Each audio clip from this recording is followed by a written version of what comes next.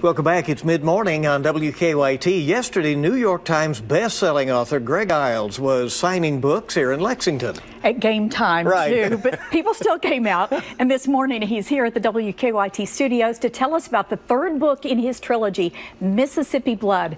Welcome. So glad to have you here today. Glad to be back with y'all again. Well, it's always good to see you. First of all, do you have to have read the first two to enjoy this book? You don't have to. Yeah. It would be a richer experience if you start with the first one, Natchez Burning, but you can start here and you'll know what's happening. You won't be lost. Well, kind of set the tone. How does this one start out?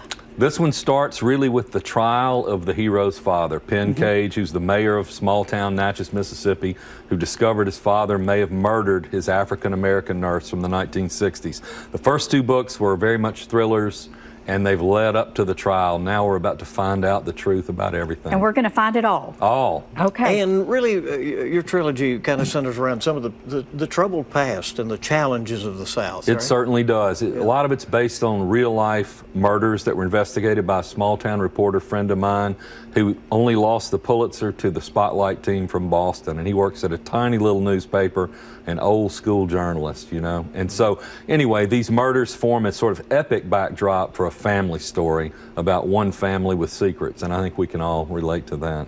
Oh, absolutely. Is there anything out of this you think that applies to these times as well? Well, you know, when I started Natchez Burning, people were just talking about America becoming a post-racial society.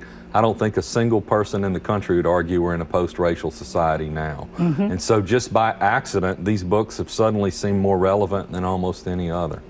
You were critically injured some years ago, and just wondered, did that change your perspective and maybe the way you write and Certainly. research? Yeah. You know, I went through, I nearly died like my bandmate Stephen King, you know, terrible accidents, and I lost a leg.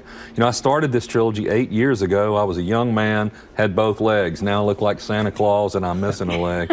I think you look pretty good. Thank you. But brush with death alters your perspective about how much time you have to say what you're going to say, and you suddenly get more serious. You stop caring about the money and those things, and you go for the truth. When you start a series like this trilogy, when you started writing, did you know how it was going to end, or does the story kind of take you in unexpected places? You think you know when you start, and then it does take you. And the things that happen in my second book, I killed a character. I would say the character died. I have got so much grief from women out on the road. They come up to the table going, I almost didn't come here today. I'm so mad at you. And they mean it. They get upset. Yeah, Greg Iles, everybody, thank you so much for coming in. Thanks for having me, folks. Bill. Pick up your book. I'm a huge fan. Everybody needs to read it. Well, thank you. All right. Thank you, Barbara. Thank you.